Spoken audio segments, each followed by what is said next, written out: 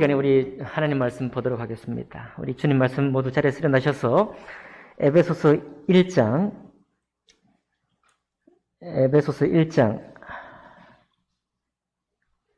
우리 13절부터 21절까지 말씀을 교독으로 봉독하겠습니다.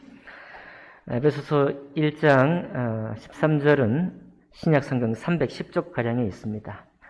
제가 먼저 13절을 읽겠습니다. 그 안에서 너희도 진리의 말씀 곧 너희의 구원의 복음을 듣고 그 안에서 또한 믿어 약속의 성령으로 인치심을 받았으니 이는 우리의 구역이 오죽이 되사 그 얻으신 것을 속량하시고 그의 영광을 찬송하게 하려 하심이라.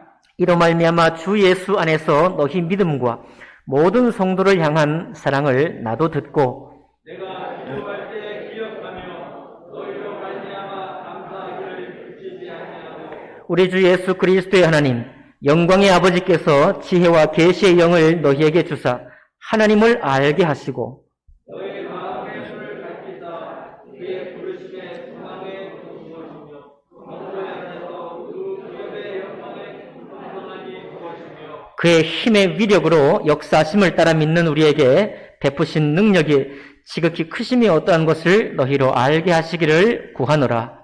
그의 능력이 그리스도 안에서 역사하사 죽은 자들 가운데서 다시 살리시고 하늘에서 자기의 오른편에 앉으사 같이 읽습니다. 모든 통치와 권세와 능력과 주권과 이 세상뿐 아니라 오는 세상에 일컫는 모든 이름 위에 뛰어나게 하시고 아멘. 말씀과 예배를 위해 기도하겠습니다. 살아계신 하나님 아버지 감사합니다. 성령으로 기록된 바 위로부터 난 이 말씀을 우리에게 부어주시고 이 땅에 살아 여러 가지 마음에 상념이 많고 상심이 많은 우리에게 하늘의 보화를 열어주시니 감사합니다. 하나님 이 시간 우리를 거룩하게 하시고 우리를 정직하게 하시고 우리를 지혜롭게 하시고 하늘 문을 열어서 우리가 어떤 사람인 줄을 깨달아 알 수 있도록 주관하여 주옵소서. 하나님 그 일을 통해서 또 그 일을 위해서 섬기신 우리 주 예수 그리스도의 이름이 이 시간 홀로 영광 받기를 원하고 높임 받기를 원합니다. 하나님 아버지 예배 모든 것을 주님께 올려드립니다. 아버지 우리가 드리는 모든 순종과 예배를 기뻐받아 주옵소서. 모든 것을 주님께 감사하며 귀하신 우리 주 예수님 이름으로 기도하옵나이다. 아멘. 자리에 앉으시겠습니다. 오늘 읽은 말씀을 본문으로 해서 진리의 말씀이 주시는 힘이라는 제목으로 하나님 말씀 나누겠습니다. 오늘은 먼저 이 목회 사역을 하시다가 소천하신 한 분 목사님의 메시지 중에 한 토막을 제가 마치 그분인 양 먼저 말씀을 드리는 것으로 말씀을 시작하겠습니다. 이 목사님이 살아생전에 이렇게 말씀을 했습니다. 하루에도 몇 번이고 주저앉고 싶지 않겠어요? 자신감은 점점 없어지고 두렵고 불안해지고 사는 것이 겁나고 무능한 자신이 남처럼 앞서지 못하는 것이 원망스럽고 나중에는 그렇다고 해서 자기를 붙들어주는 손도 없고 기댈 만한 데도 없고 결국은 우울증에 빠지는 비참한 일들이 우리 주변에 많이 일어나고 있습니다. 이럴 때 필요한 게 뭡니까? 힘이요. 세상을 살 수 있게 하는 힘이요. 벌떡 일어나게 하는 힘이요.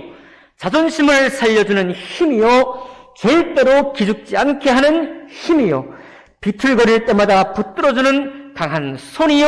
어떤 형편에서든지 자족하며 감사할 수 있게 만드는 힘이요. 힘이 필요해요. 내 안에 없는 힘이 필요해요. 어디서 이 힘을 얻을 수 있습니까? 나를 사랑하사 나를 위하여 자기 몸을 버리신 하나님의 아들을 붙들고 그분의 놀라운 사랑을 내 마음에 다시 한번 체험할 때 힘이 생깁니다. 라고 말씀을 전했습니다. 아마 글쎄요 IMF 시절 때 전한 말씀일까요? 그분이 소천하신 지가 꽤 되었으니까 2000년대 초반일까요? 돌아보면 우리가 힘들지 않은 때가 한 번도 없군요. 예. 올해보다 내년이 좋아진다는 얘기를 들은 지가 너무 오래되었고, 90년도 우리 사회가 흥황할 때, 정말 돈이 남아 돌았죠. 그럴 때, 우리가 정말 좋았습니다.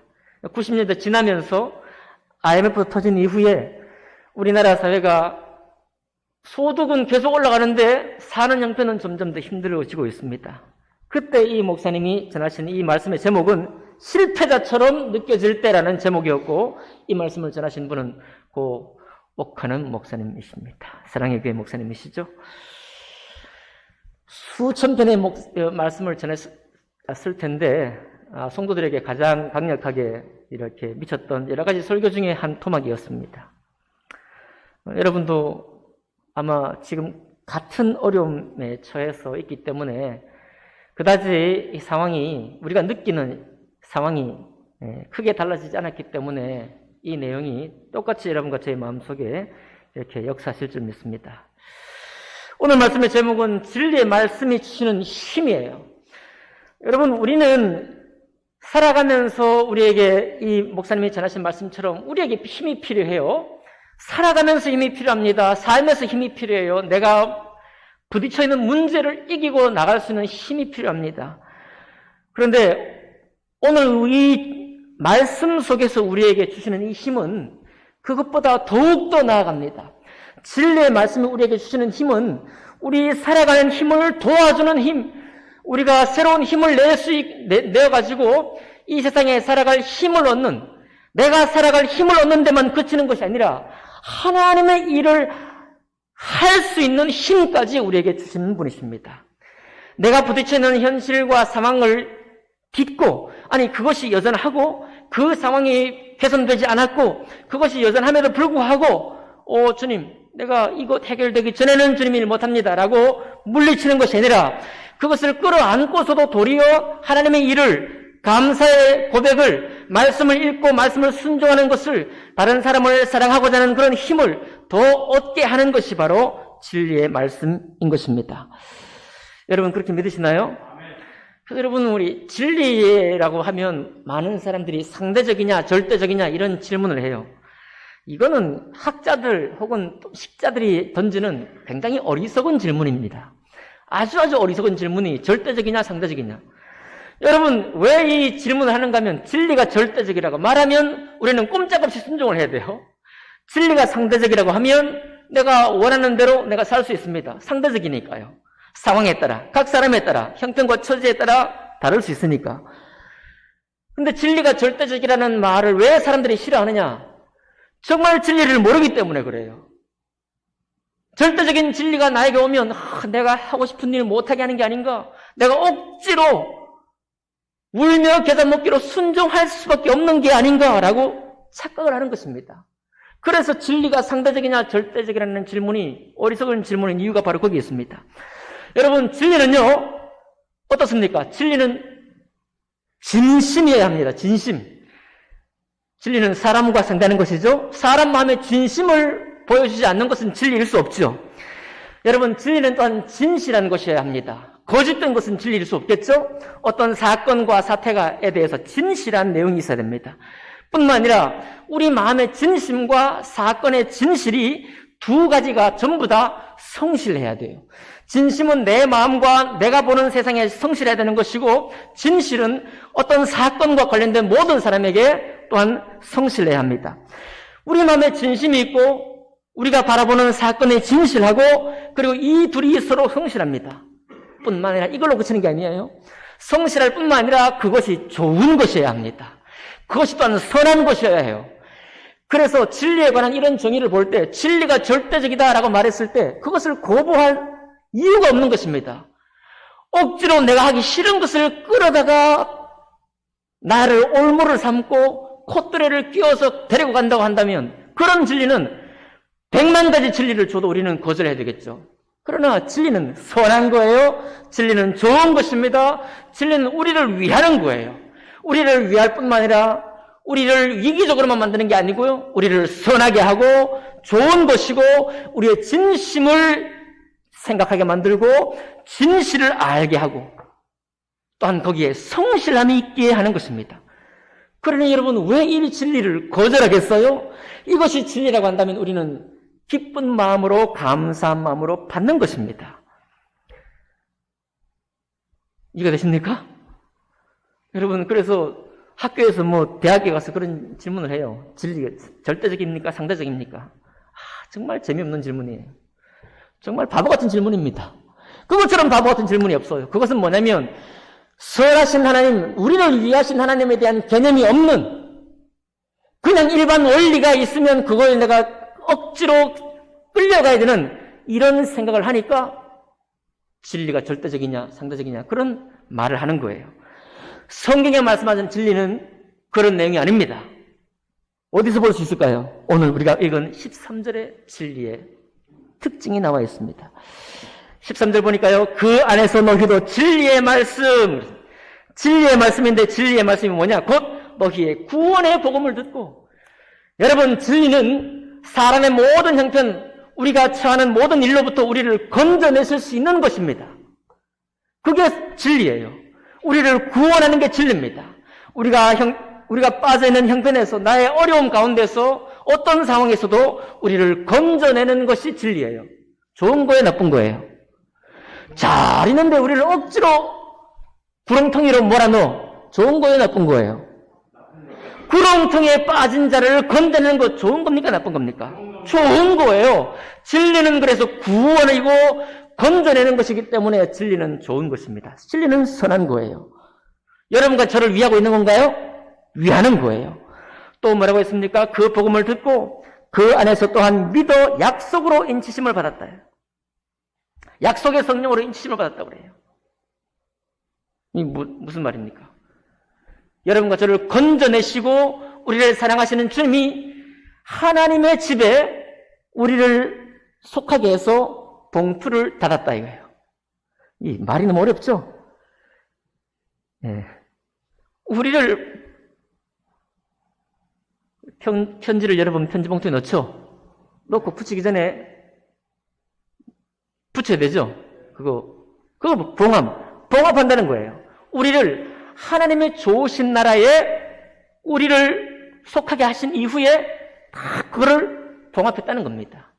악이 우리를 건드리지 못하도록, 우리를 악한 소굴로 끌고 가려는 이 세상의 힘이 우리를 만지지 못하도록 우리를 봉했다는 말이에요. 좋은 건가요? 14절. 이는 우리 기업의 보증이 되었다.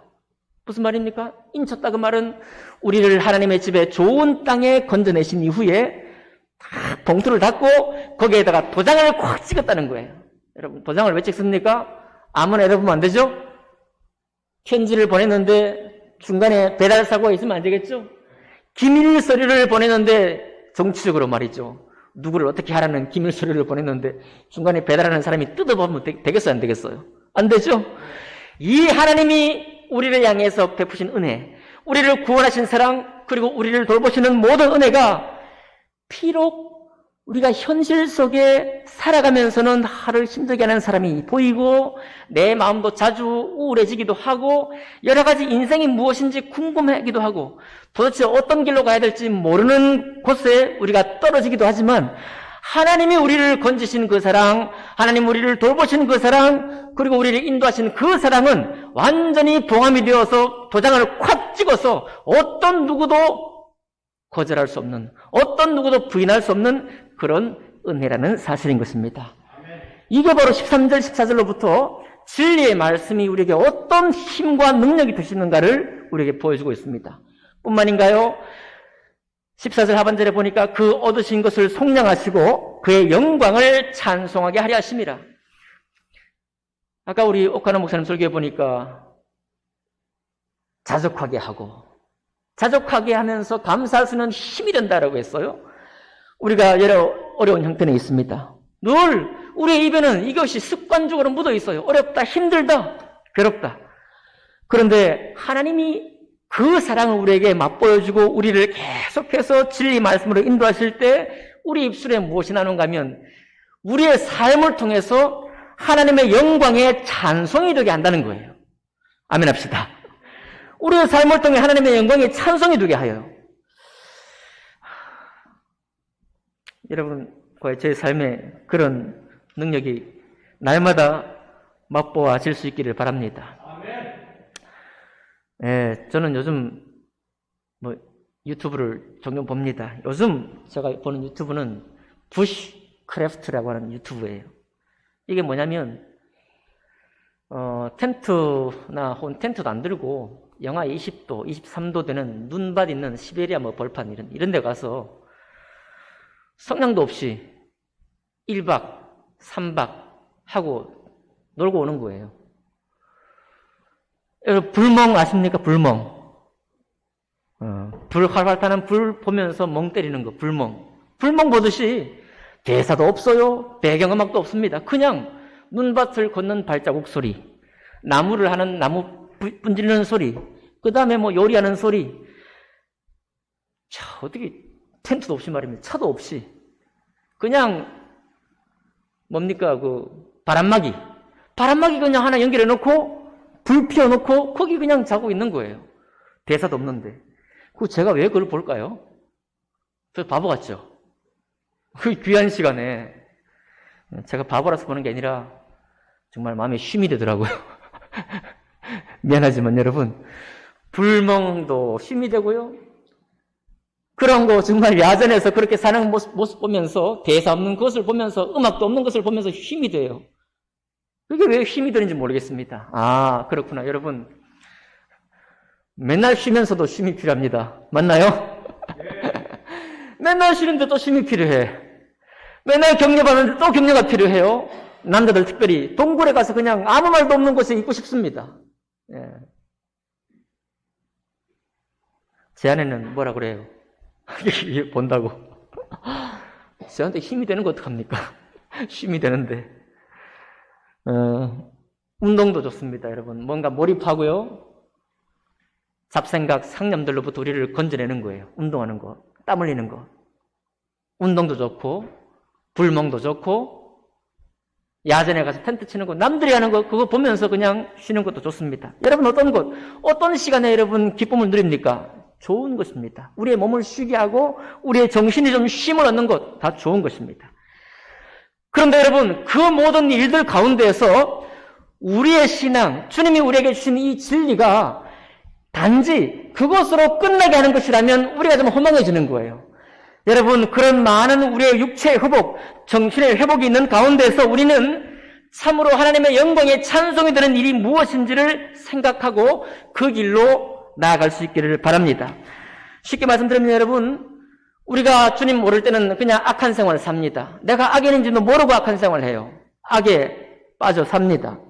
주님의 은혜를 좀 잊고 나면 악에게 지지 않을 만큼 내 안에 은혜가 있고, 악에게 지지 않을 만큼 나의 감사가 있고, 악에게 지지 않을 만큼 나에게 말씀이 들어옵니다. 그거에 또 그치면 안 돼요. 악에게 지지 않는다는 부정적인 것을 넘어서서 이제는 선을 이루어가야 됩니다. 뭘 이루어가야 돼요? 선. 나도 어렵지만 내 주위에 있는 분도 마찬가지니 하나님 말씀으로 같이 격려하고 같이 주님의 부르심을 고백하면서 구원의 능력이 얼마나 놀라운 능력인지 고백하면서 믿음으로 살아가는 것, 교회를 세워가는 것, 이것이 선을 이루는 거예요.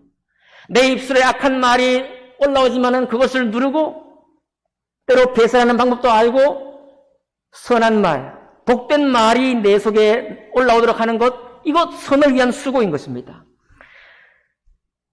여러분, 그러니 우리가 신앙생활하는 이 신앙, 하나님께서 우리에게 주신 이 복음의 능력은, 진리의 말씀의 능력은 정말로 힘이 되는 겁니다. 그 힘을 우리가 좀 누릴 수 있기를 바라는 거예요.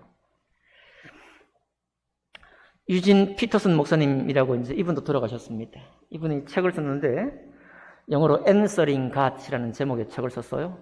Answering God, 번역하면 하나님께 응답하기라는 제목입니다. 시편의 모든 말씀을 이제 기도로 이렇게 녹여내서 쓴 책인데 번역이 너무 감동이 돼요. 이 책을 번역한 책의 제목이 더 축복이 됩니다. 뭐라고 번역했는가 하니까 하나님께 응답하는 기도라고 되어 있어요.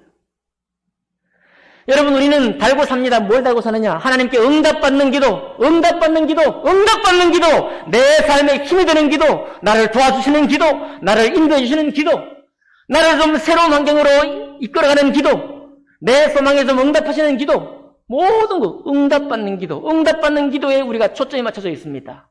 그런데 이 책의 제목이 저를 설레게 만들었어요. 그렇습니다, 여러분.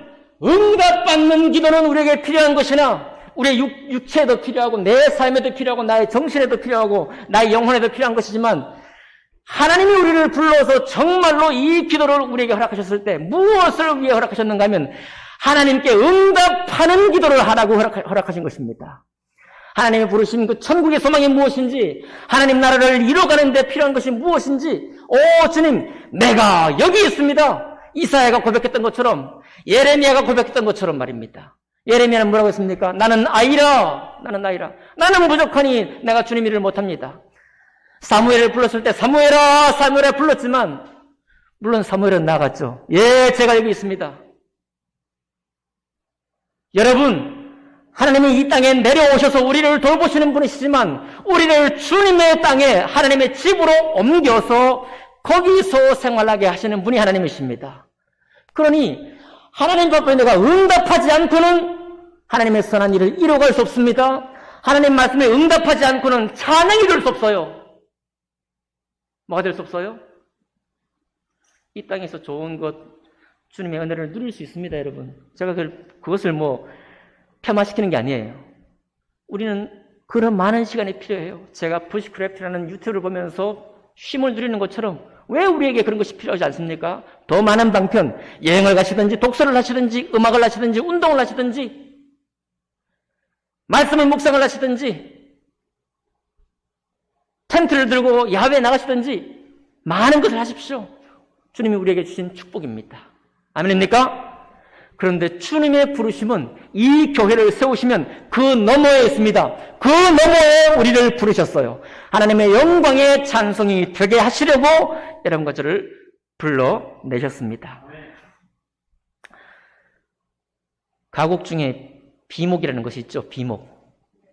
비목은 비석의 비자고 나무 목자입니다. 내용이 뭐냐니까 6.25 전쟁터에 전투를 하다가 장렬히 최후를 맞은, 그런데 이 사람의 군번도 없고 이름도 없고 확인할 수 없는, 그래서 그 자리에 나무 십자가를 세우고 그 위에 철모 하나 얹어놓은 그 철책선에 혹은 그 전투 현장에 그것을 보고 지은 시, 그것을 보고 만든 노래가 비목입니다. 비목. 초연히 쓸고 간 깊은 계곡, 포탄의 향기, 포탄의 자욱한 그 냄새가 삼키고 핥히고 간 그 계곡, 그 깊은 계곡, 양진역에 비목을 세워두었다. 너무 좋은 가곡이죠? 슬픈 가곡입니다. 여러분, 비목을 그렇게 인생의 전투, 삶의 전투를 하다가 쓰러져 간 자리예요. 왜 슬플까요, 그게? 너무너무 그분들을 위로하는 노래입니다. 산화에 간 이름도 없이 전쟁통에 죽어간 우리 젊은 군인들을 정말 위로할 만한 그런 가곡이죠. 우리의 그 부모님이 있다고 한다면 그 가곡 때문에 아마 싸매을 받았을 겁니다. 치료를 받았을 거예요. 아, 정말 내 아들 위로가 되고 그 슬픔이 도리어 위로가 될 겁니다. 그런데 여러분, 전투는 전쟁 때문에 생기는 것이지만 우리의 귀한 삶은 전쟁으로 끝나면 안 돼요. 전쟁이 끝나고 난 데는 뭐가 필요합니까? 건설해야 됩니다. 건설, 재건해야 되고, 건설해야 되고, 새마을운동을 하든지, 무슨 도로를 뚫든지, 무엇을 하든지, 건설하고 지어가는 것이 바로 정상적인 삶인 것입니다. 맞나요? 그런데 여러분, 전쟁통에 그렇게 쓰러지고, 전쟁통에 살기를 위해서 또 전투하기 위해서 다 해고, 그리고 인생이 끝나.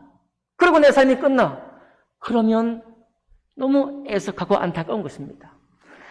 하나님의 복음의 진리 말씀이 우리를 구원하시고 모든 상황 가운데 주님의 진리를 알게 하시고 약속의 성령으로 우리를 인정하시고 하나님의 집으로 우리를 초대하셨는데 우리가 살아가는 형편은 이 땅의 삶의 모든 화력을 다 쏟아부어 내가 살아가는데 모든 활력을 다 쏟아붓습니다. 그리고 끝나. 좋습니다. 여러분, 하나님께 감사하는 것 좋고요. 은혜 받은 것 좋습니다. 나를 위로하는 것 좋습니다. 모든 찬양으로 내 마음을 새롭게 하는 것도 좋습니다. 그런데 거기에 내 삶이 전부 다 소모가 돼. 모든 활력이 다 투자가 돼요. 그렇다고 하면 그는 비록 악에게 쥐지는 않을지 몰라도 선을 이루지는 못하는 사람이요, 영광의 찬송이 되지는 못할 것입니다. 하나님이 이 땅에 오셔서 우리에게 선물하신 것은 그렇게 약한 것이 아닌 거예요. 믿어지십니까? 15절 갑니다. 이로 말미암아 주 예수 안에서 너희 믿음과 모든 성도를 향하는 사랑을 나도 듣고, 에베소 교회 성도들은 힘들었지만 괴로웠지만 서로 사랑했다 이 말입니다. 모든 성도를 향한 사랑을 듣고 문제가 없었다는 말이 아니에요. 문제가 있는데 더욱 사랑을 했다는 말입니다. 그 성도를 향해서 사도 바울이 이렇게 축복하며 기도해요. 다 같이 봅니다. 17절부터 19절까지 제가 읽어드릴게요. 우리 주 예수 그리스도의 하나님 영광의 아버지께서 지혜와 계시의 영을 너희에게 주사 하나님을 알게 하시고 너희 마음의 눈을 밝히사 그의 부르심의 소망이 무엇이며 성도 안에서 그 기업의 영광의 풍성함이 무엇이며 그의 힘의 위력으로 역사하심을 따라 믿는 우리에게 베푸신 능력의 지극히 크심이 어떠한 것을 너희로 알게 하시기를 모하노라. 이것이 사도 바울이 에베소 성도들을 위해서 축복한 기도지만 여러분과 저를 위한 기도예요. 이 땅의 모든 거듭난 성도를 향해서 사도 바울이 하나님 앞에 고백한 기도입니다. 뭐라고 기도했습니까? 저를 건져내어 주시고 저를 어려움에서 위로해 주시고, 그런 기도 안 했다는 말이 아니라 기도했습니다마는 더욱 소중한 기도, 왜 주님이 하늘 보좌를 버리고 이 땅에 오셨는가 이 말이에요. 그리고 우리를 도대체 어떤 사람으로 인정하시고 어떻게 만드시기 원하셔서 이 땅에 오셨는가 이 말입니다. 우리의 마음 눈을 밝혀라 이거예요. 내가 겪는 모든 일들 가운데 넘어져 지쳐 쓰러져 있지 말고 우리의 마음의 눈을 밝혀서 주님이 나를 부르신 소망이 도대체 무엇이냐, 왜 나를 부르셨나, 왜 우리를 몸된 교회로 부르셨느냐, 왜 천국의 소망이라는 것을 우리에게 부어주셨느냐, 헛개비냐, 뜬구름 잡는 일이냐, 아니라 이 말입니다. 그 부르심의 소망이 무엇인지를 깨닫게 하기를 원하고 성도 안에서 그 기업의 영광이 얼마나 풍성한지 알게 하기 원한다. 예배 생활하고 눈에 보이는 교회를 통해서 이게 전부가 아니에요. 왜 수많은 사람들이 힘겹고 어려운 그런 선교일과 목양의 일을 하면서 끝까지 계속 나아갑니까? 그 일이 전부 그 일뿐이라도 간다면 가다가 쓰러져 지칠 거예요. 우리 이지성 선교사님이 영적 탈진 상태로 오셨습니다. 개인기도 하니까 그래요. 너무 남은 것이 없고 사에게 그렇게 십수년 쏟아부었는데 열매는 떠나가고 인도네시아 사정이 달라져가지고 영혼은 전과 같지 않고 거의 탈진 상태로 오셨어요. 여러분과 제가 그분을 초대해서 말씀을 듣고 후원하고 격려한 것 때문에 굉장히 회복이 되었습니다. 1월 초에 불광동교회 항상 하는 선교 집회에 나오셔서 말씀을 전했는데 말씀의 제목이 뭔지 아십니까? Keep going. 계속해서 걸어가라. 그분이 스스로 자기에게 말하는 거예요. 자기에게 말하는 것이고 모든 성도들에게 말하는 겁니다. Keep going. 계속해서 걸어가십시오. 쓰러졌지만 다시 걸어가십시오. 왜냐하면 하나님께서 성도 안에서 우리에게 주실 기업의 영광이 얼마나 풍성한지를 알기 때문입니다. 그 힘의 위력으로 그 힘이 얼마나 놀라운 능력이 있는지, 우리에게 베푸신 능력이 얼마나 큰지 우리가 알기 원한다는 거예요. 여러분, 그러니까 하나님의 이름을 그저 내가 처해 있는 상황 가운데 다 쏟아붓지 마시기 바라요.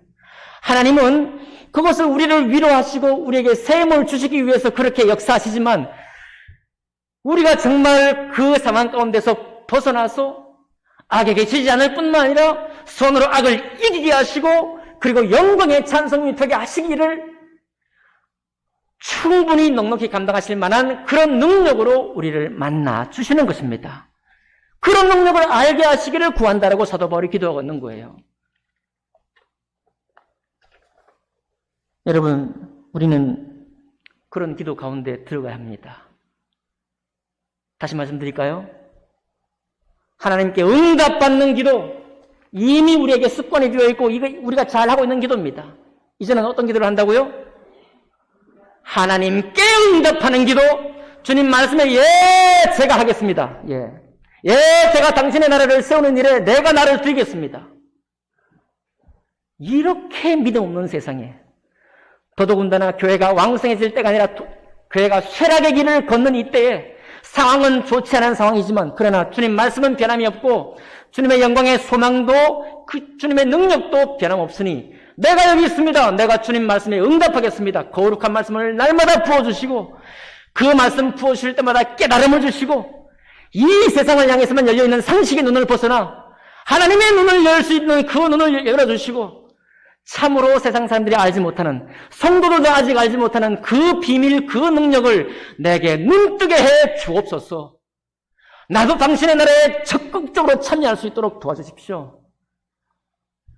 그런 놀라운 부르심을 위해서 주님이 우리를 부르셨고 이 땅에 오셨다는 사실입니다. 저는 오늘 이 말씀을 준비하면서 제가 너무 감동이 됐습니다. 목소리가 너무 커서 죄송한데 제가 이 말씀을 하고 싶었어. 이런 말씀을 더 전하고 싶었습니다. 네, 저도 막 시험 드니까요. 병원도 실려가니까. 보십시오. 20절, 21절 다시 봅니다. 그의 능력이 그리스도 안에서 역사하사 죽은 자들 가운데서 다시 살리시고 하늘에서 자기의 오른편에 앉히사 예수님이시죠? 그 예수님, 우리가 믿는 예수님이 누구시냐? 모든 통치, 모든 권세, 모든 능력, 모든 주권, 그리고 이 세상뿐 아니라 오는 세상, 장차 오는 세상에 일컫는 어떤 이름보다도 뛰어난 이름을 가지신 분이 예수님이십니다. 가자동에 매여 있지 않아요. 성포교회에 매여 있지 않습니다. 대한민국에도 매여 있지 않아요. 천조국이라 불리는 미국에도 매여 있지 않습니다. 매독되는 지구에도 매여 있잖아요. 이 땅에 매여 있지 않습니다. 그래서 주님이 이 지구 말고 또 다른 지구를 만드시나요? 아닙니다. 태초부터 만든 이 지구, 이 지상의 삶. 지난 말씀도 여러분 기억나십니까? 하나님이 홍수 심판하실 때 인간을, 영적 존재를 새롭게 창조하지 않으셨어요. 맞나요? 똑같이 이 지구를 주님 보존하십니다. 내노라는 사람들이 화성에 가서 인류의 미래를 설계한다고 하고 화성 아니라 어디 안드로메다에 어디 몇 광년 날아가서 지구랑 똑같은 지구를 찾는다는데 그건 과학자들이 알아서 하라고 그래요. 천문학자들이 자기 관심사니까 알아서 하라고 그래. 소설 모모에 보면요. 화성에다가 지구와 똑같은 것을 만드는 내용이 나와요. 모모 알죠? 모모는 절부지. 뭐라고 그랬냐? 지구랑 똑같은 환경을 만들려면 조약돌 하나 다 가져가야 돼. 물만 만드는 게 아니라 하늘만 만드는 게 아니라 조약돌 가져가야 돼. 자풀도 가져가야 돼. 그렇게 되어야만 지구랑 똑같은 환경에서 우리가 살 수 있는 거예요. 가가지고 운석이 성분이 어떻고 화성에 무슨 물이 흔적이 있고 없고 못 삽니다. 하나님은 또 다른 지구를 만들 이유가 없어요. 이해하십니까? 이 지구가 아무리 황폐해서도 주님은 이 지구 안에 있는 사람과 함께 더불어 구원의 능력을 베푸시고 진리를 말씀하시는 분이십니다. 그러니 우리가 어떤 통치에 잡혀 있습니까? 우리가 어떤 권세에 잡혀 있습니까? 삶이라는 막무가내, 삶이라고 하는 도저히 정답이 없어 보이는 이 삶의 권능, 이 삶의 권세 가운데 우리가 압제되어 있습니까? 우리가 압도당하고 있습니까? 주님이 누구십니까? 모든 통치와 모든 권세와 모든 능력과 모든 주권, 그리고 이 세상뿐만 아니라 주님이 약속하신 장차 오실 영원한 내세 가운데서도 이보다 뛰어난 이름이 없는 분이 우리 주 예수 그리스도십니다. 그 놀라운 영광의 이름을 우리가 모시고 있고 그분의 이름을 우리가 부르고 있는데 우리의 적용은 너무 좁지 않냐 이 말입니다. 우리가 이 놀라운 주님을 사용하는데 인생 가운데 우리가 활용할 때 너무 제한된 곳, 너무 협소한 곳에다 사용하지 않느냐 이 말입니다. 주님께서 오늘 에베소서를 통해서 교회를 말씀하시기 직전이에요. 이제 다음 주 22절부터는 교회를 말씀할 겁니다. 교회가 무엇이냐, 교회가. 이런 사람들이 모인 곳이 교회예요. 아멘 합시다. 연약한 데서 힘을 얻고, 삶에 치인 데서 힘을 얻고, 뿐만 아니라, 하나님의 부르신 말씀에 응답하겠다고 하는 사람들, 선을 이루겠다고 하는 사람들, 수많은 사람들이 세상에 잘 사는 것 때문에 자랑하지만은, 그거 아니다. 그건 너무해. 주님이 우리를 부르신 이 선을 이루는 것이 있다. 이기적인 세상에 살면서 하나님의 말씀을 이루어가고, 오는 말이 고와야 가는 말이 고울 것인데, 오는 말이 이렇게 탁한데 내가 어떻게 가는 말이 곱겠느냐라고 반문하는 세상에 살면서도 내 입술에 찬양과 감사와 겸손의 언어를 말할 수 있는 그런 눈을 우리가 주님이 우리에게 열어주기를 원하신다는 것입니다. 그것을 통해서 세상 사람들이 놀라는 거죠. 저 사람 도대체 뭔 일이 있길래 저렇게 사나요? 인생은 다 똑같을 것인데, 삶이란 다 똑같을 것인데, 태어나 죽으면 그만일 것인데, 모든 사람이 똑같은데 왜 저는 그런 환경 가운데서도 찬양을 하고 겸손의 말을 배울 줄 알며 사랑의 언어를 구사할 줄 알고 실제로 사랑의 수고를 할 줄 아는 사람인가? 하나님의 영광의 찬송이 되고자 하는 소망이 넘치기 때문에 그래요. 그리고 이거 헛된 소망이 아니라 예수 그리스도 그 이름의 능력, 그분의 구원하시는 능력이 죄에서만 구원하는 것이 아니라 우리의 모든 상황 가운데서 건져내시고 내 생각에서 나를 건져내시고 나의 이 땅에서 가진 그 비전으로부터 나를 건져내셔서 하나님의 비전, 하나님의 소망, 하나님의 소원을 따라 살게 하시는 능력을 가지신 분이시기 때문에 그렇습니다. 그러니 교회를 허투루 여기지 마시자 이 말이에요. 교회를 성도라는 이름을 허접한 곳에 적용하지 말자 이 말입니다. 하나님의 은혜를, 주님의 그 능력을 내 인생에 다 쏟아붓지 말자 이 말입니다. 지금까지 주님이 나에게 감사의 은혜를 주셨으면 아멘 주님 나를 도우신 것은 내가 압니다. 끝이에요. 그 이후에는 그 확정이 되고 났으면 오늘 내가 왜 도와주셔야 되는데 안 도와주십니까? 라고 질문이 나와도 주님이 나를 도우신 거예요. 도우시는 분이 맞습니다. 확정이 됐잖아요. 10년 전에도 그 확정, 20년 후에도 그 확정, 50년 뒤에도 그 신앙. 뭡니까 이게? 주저앉아 있는 거예요. 하나님은 그런 삶을 위해 우리를 부르신 것이 아니라 이 말입니다. 다시 한번 기억하십시오. 주님이 다시 돌아갑니다. 내가 살기 싫은 삶으로 나를 인도하는 게 아닐까요?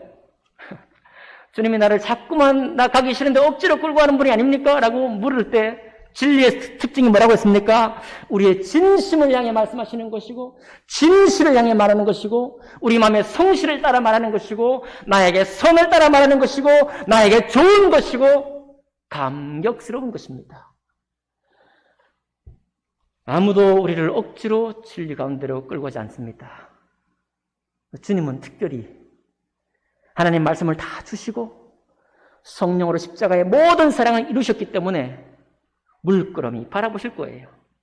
여러분과 제가 무슨 일을 하든지 바라보십니다. 다 하셨기 때문에 또 지금도 하시기 때문에 문제는 무엇입니까? 나는 언제 주님 말씀에 응답하는 사람이 될 것인가요? 그리고 사도 바울이 에베소 성도를 향해 기도했던 이 축복의 기도처럼 이 축복의 기도는 언제 나의 기도가 될 것인가? 이 살아생전에 생애의 짐에 모든 화력을 쏟아붓지 않고 하나님의 모든 통치, 모든 권세, 모든 능력을 주님의 부르신 이 말씀을 이루는 일에 내가 사용하기를 원합니다. 주님 나는 어리고 나는 어리석습니다. 나는 지금도 옛날 일을 들추어내면은 다른 사람 앞에 설 수 없는 부끄러운 일이 있습니다. 모든 사람이 다 마찬가지예요. 나는 연약합니다. 모든 사람이 마찬가지예요. 나는 부족해요. 모든 사람이 마찬가지입니다. 그러나 주님의 능력이 우리를 그와 같은 삶으로 이끌어 가십니다. 그분이 능력 되신 주님이셔요. 그 놀라운 부르심 속에 여러분과 저의 삶이, 우리의 신앙이 응답되기를 원합니다.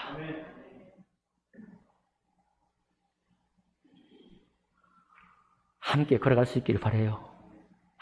지금까지도 잘 걸어가고 계시지만 위대하신 주님 앞에 함께 응답해가는 신앙이 되시기를 주님 이름으로 축복합니다. 기도하겠습니다.